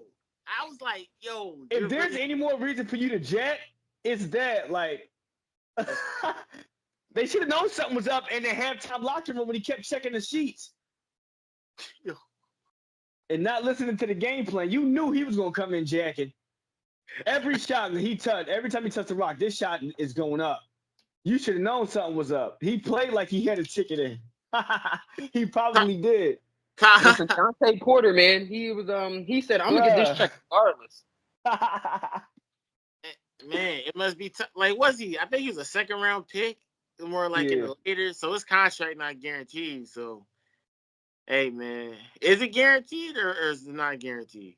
Well, no, not all of it. You know, NBA don't never give all not fully guaranteed contracts. I thought they all did fully guaranteed contracts. I think second round's up to like maybe like the first 7, maybe they kind of get their contract. First round picks get guaranteed deals in the league. Oh, that's it. Okay, that's it. Oh yeah, so it's kind of second rounders. You got to earn your contract. Just because you get drafted second round don't mean you're gonna make the team. Jokic said, "Look at Jokic. He said I'm an MVP, ma."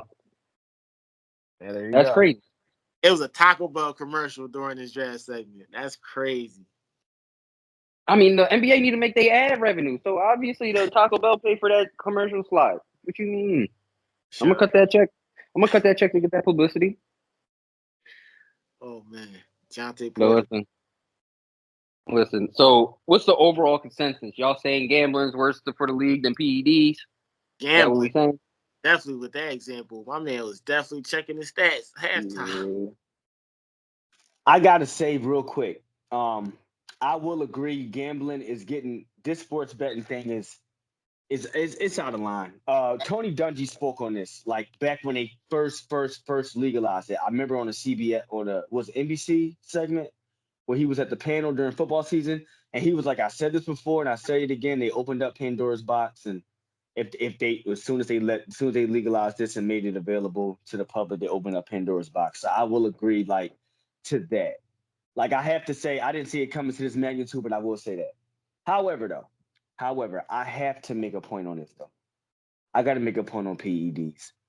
I have to make I just got to make a case for it. PEDs, in my personal opinion, is one of the lowest forms of, like, as far as competing fair. Like, we've literally had awards given back, medals had to be rescinded. Names have been taken out of history books. Legacies have been tarnished after finding out that at the end of these players' careers that they've been using performance enhancement drugs from all across sports. And you talk about is getting like the influence that it has on the future of sports in general, it just in society, period. Performance enhancing drugs, the fact that I think that concept is just a little bit more like disgusting, in my personal opinion, because at the end of the day, sports is competition.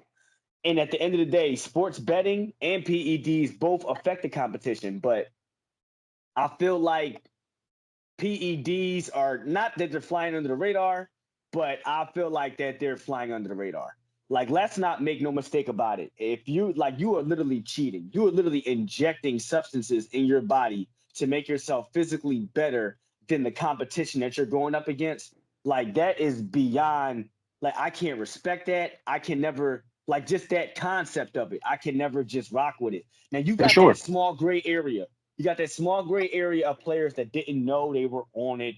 Oh, I had a bagel with sesame seeds in it, and I failed my drug test. Like that, it's that type of metaphorically speaking, but it's that type of concept. So you had those, you've got those gray area guys, and just for the sake of benefit of the doubt, I'll give you that. I'll give you the gray area. Sometimes, like the list that these leagues give out to players, and sometimes they miss a couple things and watch what you eat, blah blah blah. But I will say that there have been like to the ones that had literally got caught for performance enhancing drugs, like they have just not only tarnished their legacy, but they just tarnished the look on sports in general. And that's just something I just really, really can't bang with. I respect that. Before we move on to the last topic, I will say this: I'd rather brother take some PEDs before he ruin my parlay. That's all I gotta say on that. Listen, whatever it takes. Right? Listen, you playing with my money now, bro. I don't care about what you do. You playing with my money. That's different. Listen. You playing with my money now, bro. Listen, You tweeted. Come on, bro. Hendrick, I'm glad you. Terry I'm glad you Rozier brought that up. said, "I don't care about your parlays." I think you Yeah, tweeted okay. that. And this is why you don't put them on the parlays no more. Like You don't. This is why you don't put. This is why you don't put them on the parlays. You don't put. Never put a key player on a parlay in your life, bro. Unless it's a bonus or Fox, don't put none of them on the parlay. Because the fact that you don't care about my parlay, that means you don't care about your fans. That means you don't care about my life. We troll because we got to stop trolling, Kendrick. We troll these guys. If they mess our tickets up, they get trolled. Yeah, bro, we have to. You playing with my money, bro. Your money, bro. Listen, you make more than me. I want you to know you're making more than me. I gotta go to work tomorrow. I gotta go to work tomorrow. You got a day off. You got a day off implemented. I still gotta go work from Monday through Friday, bro. You only work 6 to 9 months out the year, bro. You get some months off for free, bro. Like, what do you mean? You stop playing with me, bro. Stop playing with me, bro. You think I'm trying to go on vacation? I'm trying to go to Cabo and never. So go ahead in the locker room and get that extra little bump, so you can go ahead and get that. Look at Barry Bonds. Look at Barry Bonds. Everybody was loving his home runs. We loved it because he was on the PEDs. Who didn't like him? Imagine if sports betting was out when Barry Bonds was knocking everything out the park. I imagine if sports betting was out when Sammy Sosa and Mark McGwire were having the home run battle of the century. Bro, and you think? I promise you, what we could have dodged, bro. And I want to go too far with this, but I'm thinking like we dodged the world where I swear to God, the two would have intertwined. Because let those aforementioned names, the news came out with them doing PEDs at the time where sports gambling was good. They would have been trying to resend parlays. We need that money back. It would have been just a whole world of parlay. problems. Cash it out. It's in my account already. I swear it would have been something like something. They would FanDuel. They would have cheated. They would have tried to get their money back somehow. They would issue a statement like all the parlays that y'all hit were like null and void. Better luck next time. Can you imagine? I got one more note about sports betting before you switch topics, Kendrick, and I don't know why nobody said this, especially you and me, and Johnny too, technically. Why didn't we bring up Pete Rose? That could have been. We could have just said Pete Rose. Pete. Bring my man Pete Rose, bro. Oh, he's not getting free, bro. He's not getting free. Why are we hating on the check? Why are we hating on the man earning the check? I'm not gonna lie, bro. I'm for that. Who we gonna listen? That man is always the great. That man is literally going down as the greatest bitch Hall of Fame, and it's not even close. Listen, him and Barry Bonds looking on the outside because he paid a couple dollars and he took a couple drugs. Come on, bro. This was for entertainment. It's still entertainment, bro. Don't be dumbing it down. It's the influence, bro. Lance Armstrong rode the France on a bike and it wasn't real. He had help. It was performance enhancing. Now, as bro, a kid, if I need help, I need help. I can't believe it's messing up the image. It's messing up the image. Think about the children. He lost a testicle for it. You gotta feed it to him, bro. If I lose a testicle for it, just know I'm heart and soul in it. I think. Who's the female track? Who's the female track and field? Home with the Predators. Who's the female track and field that cried because she had to give her medals back and said sorry to all the little girls and boys? Mary, forgive me, I'm forgetting her name. Free her though. The female track field star that had to give all her medals back. But yeah, it's a bad image, bro. But man, Kendrick, just switch your parlays around. I'm switching every time, and then nobody still does their job. But that's another thing. That's another conversation for another day. But listen. We gonna end it off. We wrapping the show up real soon. We gonna real quick just run off our NBA awards and who we think should win. I'll start it off. As I said earlier, 6th man of the year should go to Naz Reid I will say that. See now, coach of the year though, coach of the year. That's tough. It's tough because I don't know if I want to say the OKC's head coach Mark, or I want to say Chris Finch of the Timberwolves. It was like a two-way tie for like the longest because we already know what Denver can do. We already know Denver. We already gave Denver coach. Yeah. Listen. It's with the people that we didn't see, like the young core. Yeah. It's like so. I feel like out of those two, one of them should win. I a coin toss on it. What we looking at? Defensive player of the year. I gotta be honest. I think Vic got to win Defensive Player of the Year and Rookie of the Year, bro. He's putting up numbers that are ridiculous, and he was limited on games and minutes, bro. Let's be for real. And like y'all sitting here, and Draymond Green had brought this up, that saying like, oh, as a team they're 24th in defense, but Rudy Gobert is number one. His team is number one in defense. First of all, no. First, I'm not even going to count that because let's look at that Spurs team, and then let's look at that Timberwolves team. And then we got to look. Defensive Player of the Year is an individual play. Mm-hmm. It's still an individual award. It's not a team Defensive Player of the Year. It's what someone's doing by themselves. Vic led the league in blocks. Vic, I think he finished with 87 steals. If he played a full season and didn't have limited minutes, he's touching triple digits in steals easily. He could be top 5 in steals and top 3 in blocks. Listen, the closest person to him in blocks was Brook Lopez, and there was I think a margin of 50 plus between. Ooh. Listen, he finished with 87 steals, and the two people ahead of him, I think, was AD and Bam, and they only had 88. Like, come on, bro. And he was on limited time, bro. Vic should win Rookie of the Year or Defensive Player of the Year. That's what I'm gonna say. Now, what award? And I don't care about the clutch player. I'm not gonna pick that because that's whatever. It's whatever. That's not really a key thing. But however, I will say for MVP, it is. I will say for MVP, this is another toss up for me. It's either Luka or Shea. That's all I'm saying. It's either one of those. Okay. Two. That's great cool. hoopers. I'm gonna go first. I'm gonna start off. I'm gonna get defensive player out the way real quick. I'm gonna say Wemby too. Number one, honestly, I gotta just like change because I gotta give him his flowers. Before the season started, I thought he would be too small in the paint. I thought he would get pushed around. I said if he didn't gain weight, then he was gonna get exposed. No, sir, not at all. He's long enough to defend himself. Here's my words. Eating them. We've done that before. I did it again. He got me. Now, number two, another reason he deserves to win.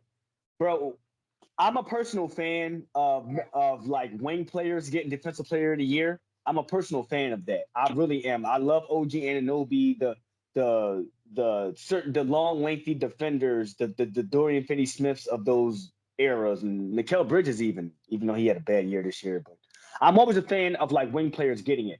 Not gonna lie, not good. They weren't good enough this year. They weren't good. I didn't see any standout defensive wing players that made me say, "Yo, put him up in there." That was on top of that, Vic Wemby with the type of blocks and defensive plays he was making was just 0 to none. And last but not least, I just don't want Rudy Gobert to get it again because why is he just the other option for Defensive Player of the Year? As if like you got to give somebody their props, throw somebody else up in there. Like I like wing players. It was a couple front court players that didn't play too bad defensively for you to at least give them a nomination. They just throw Rudy Gobert. I feel like his name is always up there for lack of another name. And honestly, I can't say his name because he played nowhere near as many games. But I feel like Embiid would have been on his way to being up there had he not gotten hurt. But that's neither here nor there. We are here. So that Wemby is my Defensive Player of the Year for those reasons I mentioned. I'm sick of Rudy. Yeah, bro. It's gonna be Wemby. I'm not saying nothing. Just listening. And I want history to be made. Go. I want history to be made. I know rookie. I don't think no rookie ever got it. So go ahead, give it to him. Six man of the year. Yeah, I like Malik Monk still, bro. I'm not gonna lie. He's one of my favorite spark plugs. He's one of my favorite spark plugs, bro. I like Naz Reid. I think he'll get it because it's somebody new. And honestly, he was probably he might have been overdue for it last year, but Monk was just snapping like that. He is such a big part of the Kings' success. Like he's just such a big. He's a part of their success and their failure. But God Lord, when they winning, it's when he's cooking with gas.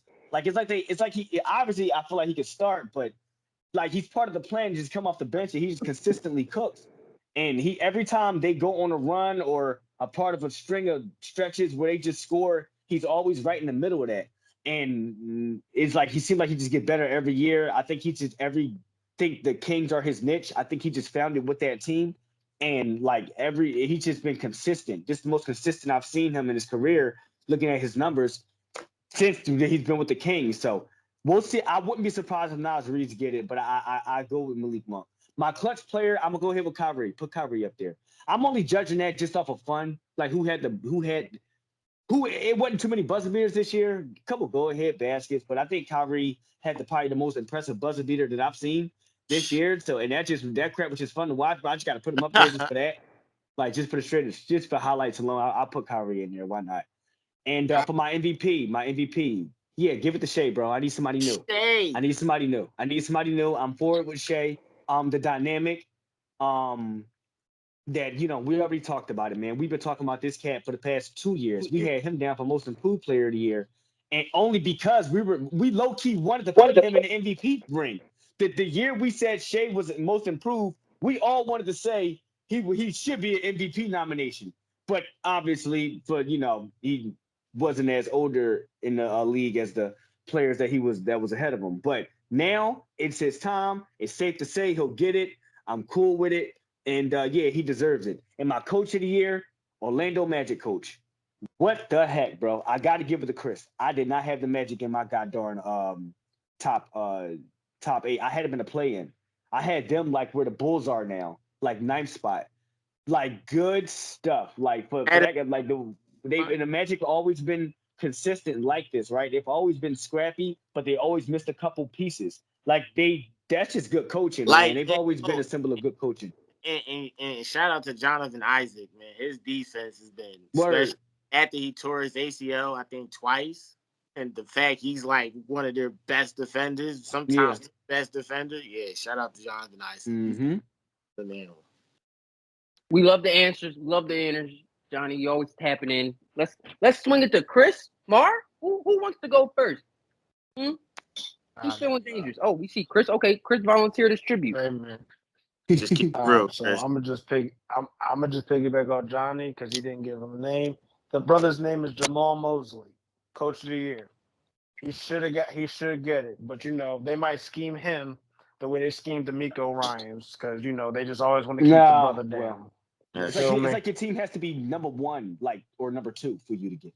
Like 4th seed isn't enough. Bro, going from the 13th to 4th is crazy. No, yes, that's like the massive jump. I do agree that both Chris Finch and Billy, or what's his name for the other one? Mark Dave. His last name's hard to I do agree that they both should be in the running, but based off of what I've seen, I feel like it should be Jamal Mosley. I'm not going to touch too much because again, I'm just going to package it in there. Rookie of the year, DOP. Give it to Wemby, bro. Come on, just give it to Wemby. It's gonna be his league, and it's gonna be his league soon. If it's not his league already, it's not technically, but it will be his matter of time. When it comes to 6 man, I gotta agree with Kendrick. I did notice Nasir Reed. Fun fact, what I find hilarious. One of my brothers actually went to high school with him, so put on for Jersey. You feel me? Even though I don't like Jersey like that, but you feel me. Way to represent Jersey. When it comes to most improved, I forgot most improved. At first, it was Tyrese Maxey, but then that's my Maxey. That's for me. I forgot you. Then I got somebody else in the East. But can you say Max? I mean, I get why it's Max, but at the same time, in the beginning, now that's like Ja getting it.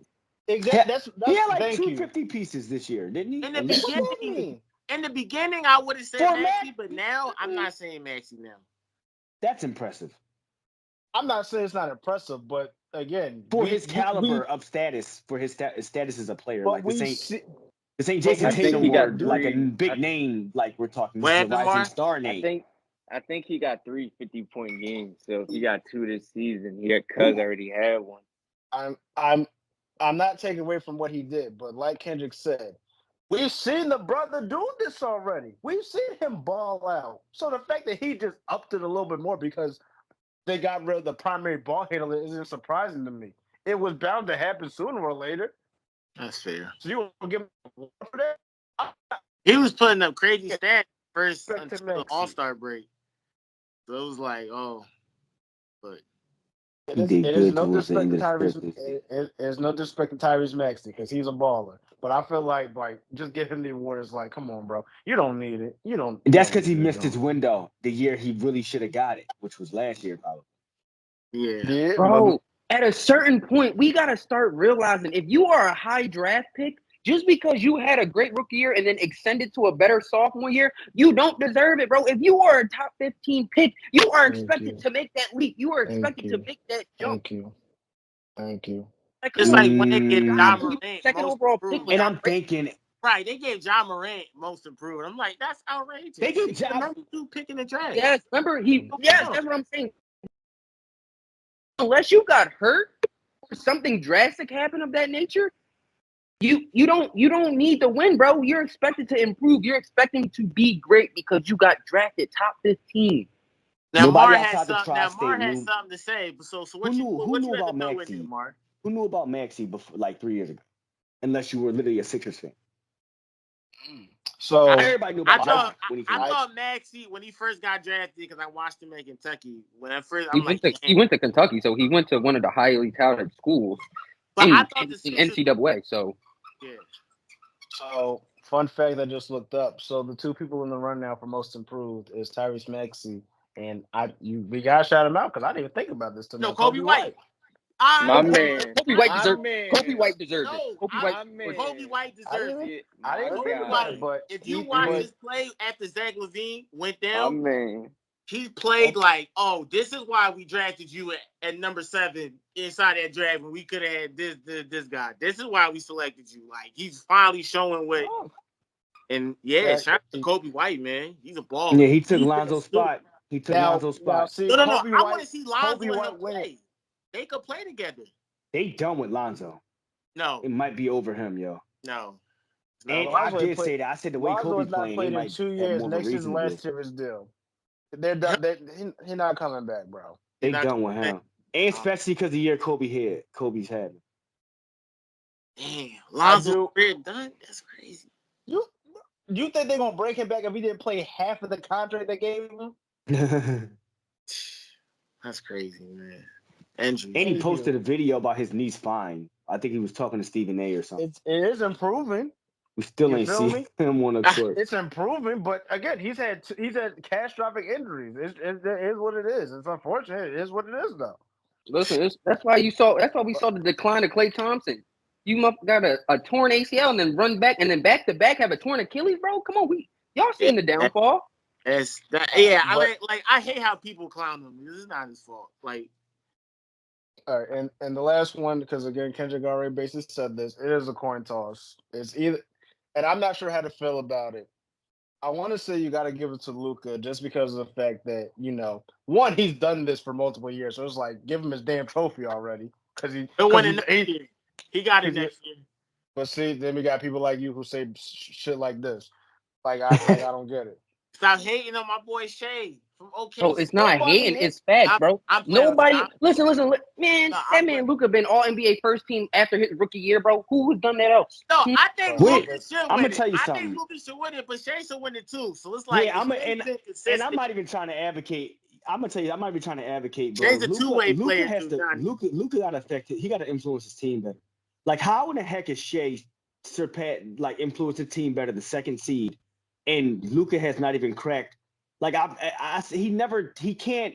he just can't lead Dallas, bro. I feel like MVP team influence does play a part in that. And when I watch Dallas play, like Luka just don't. They don't win, bro. They don't win. After Phoenix, he just got a team this year. After that game 7 in Phoenix, bro, Luka just got a team. What are you? Hold on, wait. The game 7 after Phoenix, where he had to run into the Warriors. Are we being serious right now? Come on, bro. Come on. Hold on. I think Luka didn't get the MVP because I feel like the same way that other people feel when they see how he affects the Mavericks. Like, do they ultimately win? Like I say again, the example with Shea. I feel like that's the most recent example I can use in top of my head right now. Ain't no way in heck how OKC was. They literally came from the bottom up faster than you could even take Dallas to like a top 3 seed even. Like, because I feel like he has not. But Johnny, you gotta Listen, they had like me out there next to Luka. OKC drafted J-Dub. They drafted like. I feel like Dallas was supposed to. I feel like Dallas had the better team. Thunder has a better team. Hold Sam on. I feel like they had the better team. Hold on. Dallas. I feel like they had the better team than OKC. Wait. Which is why they were in the playoffs before them. I know, right? look at your boy, and I'm gonna give you your time to spaz on him because he's saying some ridiculous. You sound like Kyle right now. That's bad. You sound like Kyle right now. I don't like this. You sound like him. I'm gonna ask you this. Before Kyrie came, who was Luka's best player? I just want to know that. Who was the best player? Who you about to say? Tim Hardaway? This for John. Nobody worth good. Nobody. Jalen Brunson maybe, but nobody worth. Cool. Yeah, right. Jalen Brunson. Okay, cool. Do you know the starting lineup that he had? Because Brunson wasn't starting. You know who was starting? Yeah, he came off the bench. Tim Hardaway started. Right. Was Dorian Finney? Was Dorian Finney on a wing? Yeah. Only 3 and D. Oh yeah, Tim Hardaway start. And the 3 was short. Dwight Powell. David Bertans, inconsistent shooter, and Dwight Powell, not an actual center. So who did Luka have? This right now too. So he just never had help. And it just He himself released.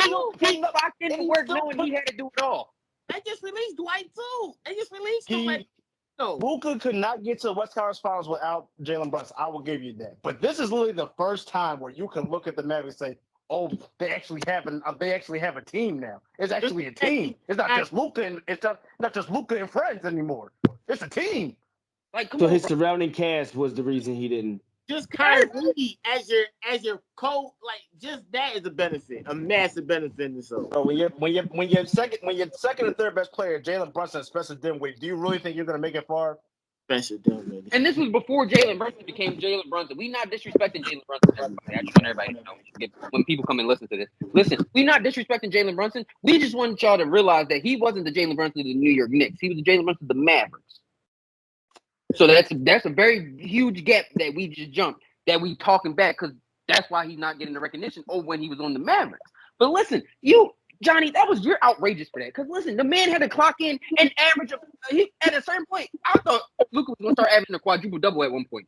Because I thought that's how much he had to do, bro. Like, come on, bro. He finally got he got Kyrie. That took the biggest load off of one shoulder of solely not having to go out and get 40. He gonna get 40 because he's a scorer regardless. He know how to get to a bucket. But to have someone who can come off and give you 25 and 30, I love that. And then wait. Let's talk about the moves they made during the trade deadline. Bringing in Daniel Gafford. Daniel Gafford led the league in field goal percentage, bro. There was a streak where I didn't think he didn't miss a shot for 23 attempts. He almost broke a record. Yeah, chasing Will's record. Like, come on, bro. Drafted Derek Lively. All right, so I'm not going to mention. Who else from the Hornets? Who was it? It was PJ Washington. PJ Washington, bro. Come on, bro. Like, this is actually a complete team with the Mavericks around Luka, where you looking like, and you already know they got an easy pass in the first round because they're going up against the Clippers, and we all know what Clippers what Luka Doncic do to the Clippers. Hold on, I'll be right back. The Clippers really about to lose this, man. All right, so I guess I got like 3 MVPs that had bad supporting cast, but I don't think that y'all ain't gonna like that argument. I don't think that holds it too much. Do you see? I don't even say. I got 3 MVPs off the top of my head that supporting cast wasn't as good, but they still got the MVP. Listen, and honestly, they're old. I could probably say maybe the most recent, maybe did Joel Embiid have a better supporting cast than Luka did? Yes, bro. Yes. Jokic had a better supporting cast. Jimmy Butler. And we had before Ben Simmons And when Jokic won the MVPs, He had a better could support. toss I'm him. asking you. I'm asking. I'm telling you, when Jokic was MVPs, his supporting cast was like, I mean, they need Jamal Murray. I mean, I like On the Porter same and level, Gordon, but was it the same level as where Luka is now, or? Yeah, Michael Porter. The 1 year when Jokic was MVP, Michael Porter Jr. played 9 games, so his second best player was Aaron Gordon. He had carried. Campazzo starting. He had Campazzo and Monte Morris as the starting backcourt. Oh, so he carried better than. So he carried probably better than Luka. Carry better than Luka. That sound like to me. Here's the last thing I'm gonna say. It can be done. Here's what I'm gonna say. Didn't we see 2 years of James Harden averaging close to like? Didn't we see 2 years of James Harden averaging over 35 points and close to 10 assists, and him not win MVP 1 year? Giannis supporting cast, was that better than Luka's? But that was I'm gonna say Chris Middleton. Anybody when Luka before this team, Chris Middleton was a better supporting cast. Would have been a better help on that team before he got Kyrie and all of them in the past, bro. Chris Middleton. Did you ask me if Giannis had the best supporting cast when he won MVP? Let me look up the year he won MVP before I. Yeah, seriously, because the point I'm asking all of this before, because I'm asking about the support. I'm like, all right, he ain't got no supporting cast. I'll give you all that.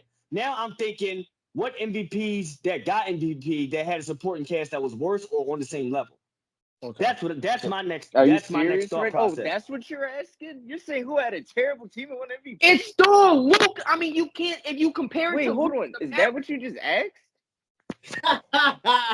Bro, no matter what you ask, terrible team and won MVP. I could have told you that. We were talking about him. Y'all said he had a statue. I said he had a trophy. You could have just said Russell.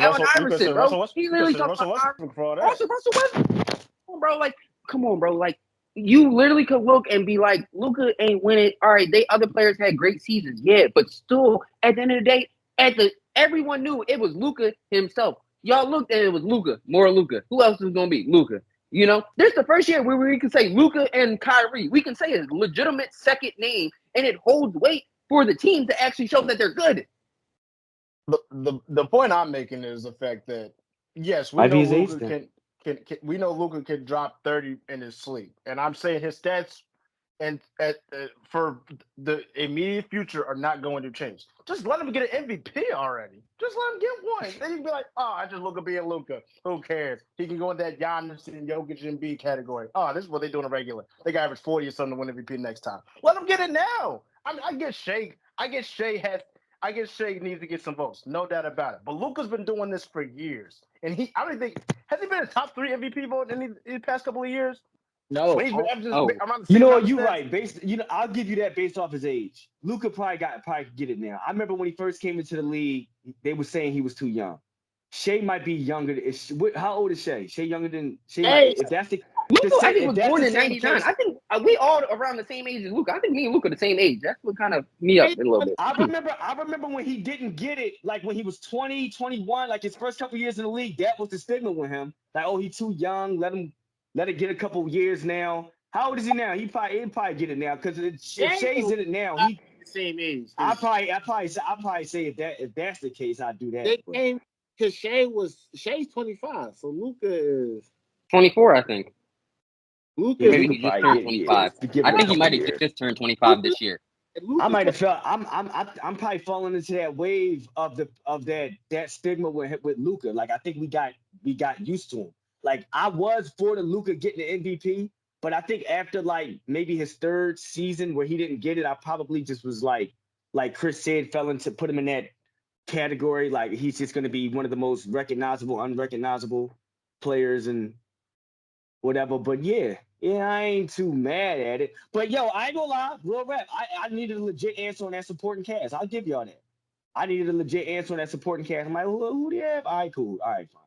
He carried. Because that list is short anyway. Yeah. But Colin, you ain't drop yet. You ain't drop your nominees.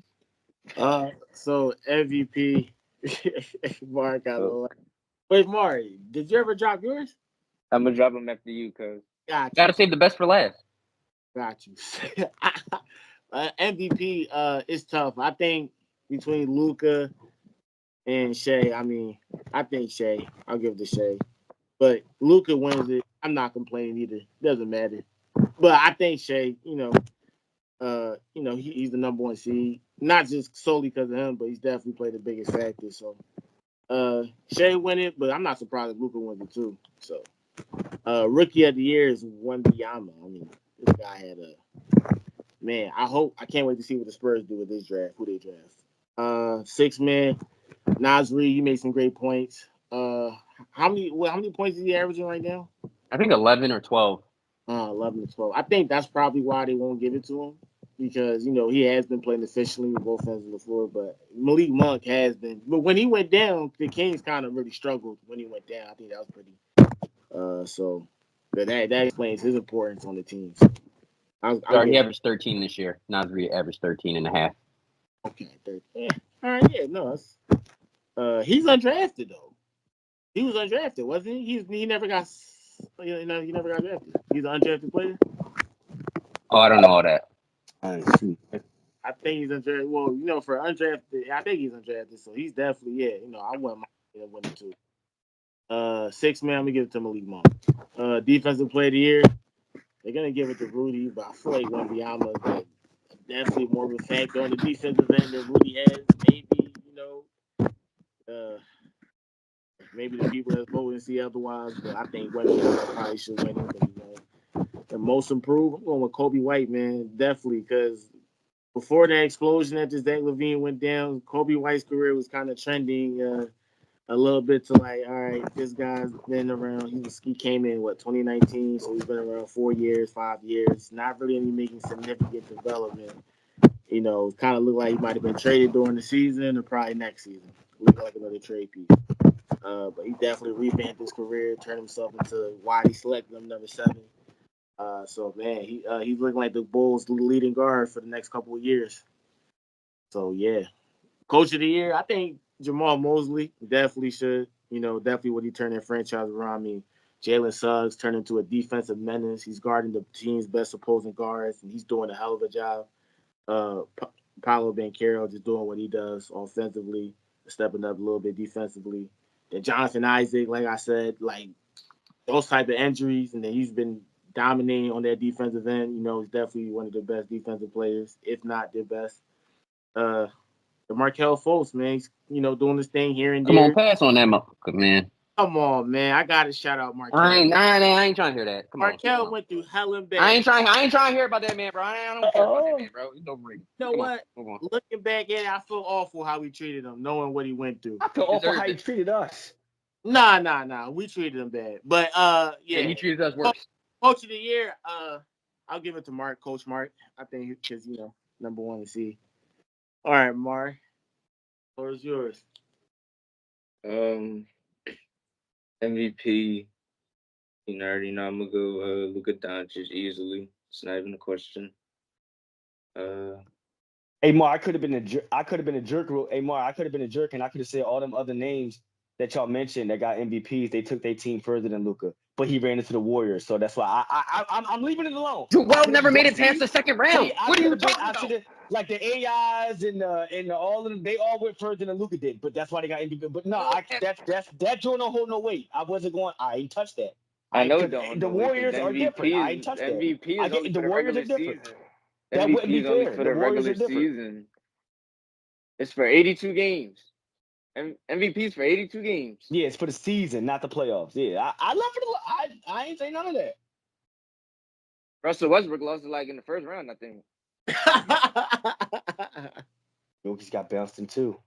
If we're gonna be honest, Jokic didn't make it past the second round either years he won MVP either. So your statement is kind of that's crazy. But yeah, MVP Luka. I think if you put him on the East, they like second or third seed. Just give him the MVP. It's a triple double, just round up. I don't care. Defensive Player of the Year is who I said, but I got laughed at. Say that, Mark. I got laughed at. Rookie, he's gonna win. I'm like, bro, y'all tripping. He's 7'5". He's everywhere with it. Like, easily should be him, but he's not gonna get it with his Wemby. 6 Man of the Year. I was saying this for, I don't know if I said it on here, but I've been rooting for Kobe White. I got Kobe White, 6 Man. I mean, not six man, most improved. Mm-hmm. We wait, most improved. 6 man, I'm gonna give it to Nas Reed because he should have been my overachiever. He is a fucking I see Nas Reed put some stuff together. I'll be like, oh, okay. So Did they give him freedom too? If Cat don't come back right, nah, they ain't gonna get rid of Cat. If Nas Reed does what Cat does, bro. Nah, Cat got paid already. That's a lot of bread. Cat got paid already. That's a lot of bread. It's something. Move that It's gonna cost grip to cut him. Number one, no something. But my coach of the year, James Mosley. Is his name right? Mosley James. James Mosley from Orlando. Mm-hmm. And rookie of the year is Wemby. Those are my dreams. He gonna break history, yo. Rookie and defensive player of the year. It's gonna be one season. He just get everything. That's gonna be different. That would be different. That would you talk about never been done. Well, everything but the rookie, but yeah. He's gonna get everything that's not rookie of the year. Like that would be crazy. He get that 1 year. He get that 1 year. He do he gotta win a ring? Yo, no cap. If he get every award in the same year, that's not deep, that's not rookie or coach. Doesn't matter if he gets a ring. That's I crazy. think the ring, because I think just that argument they'll bring up against you, but you don't got a ring though, and it's like out. So we seen Shaq do Charles Barkley wrong too many times, man, and it's just damn like comedy when he does.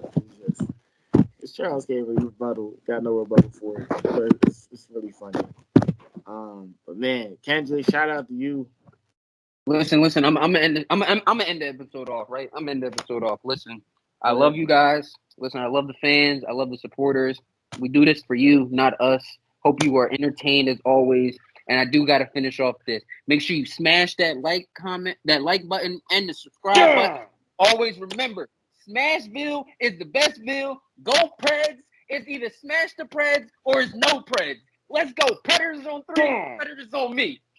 No Diddy. And that concludes episode 153 of the Restricted Zone podcast. Stay tuned. Listen, you can follow us on all streaming platforms: Apple, Spotify, Google Podcasts.